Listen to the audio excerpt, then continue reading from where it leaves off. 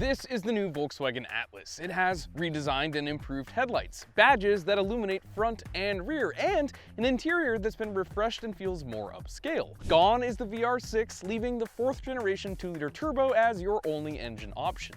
The good news though is it makes 269 horsepower and 273 pound-feet of torque, and when combined with clever gearing choices in its 8-speed transmission, acceleration from a stop and around town is more than adequate.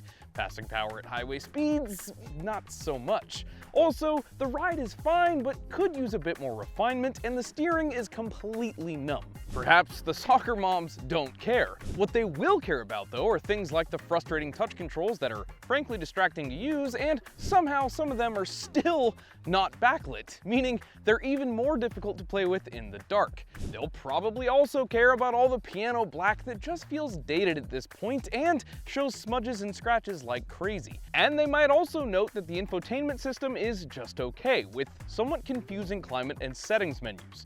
Now, it gets a lot of the basics right. Standard captain's chairs in the second rows that not only have actual space between them, but can actually be folded forward without using any sort of electronics, and do so in such a way they can still be flopped forward with the car seat installed. It's got straight up cavernous amounts of space with the third row folded down, it gets relatively good fuel efficiency at around 20 city and 26 highway, and it's safe too, earning an IIHS top safety pick with solid scores across the board. But for how much it gets right, it gets a few big ones wrong. And that's a shame, because these few little thorns are just sharp enough to make an otherwise excellent choice for a 3-row SUV land near the back of the pack for publications like Consumer Reports. After my recent review of the much improved Tiguan, it seemed Volkswagen had finally gotten themselves back on track. But after spending a week with the Atlas, it seems like they've still got some soul searching to do.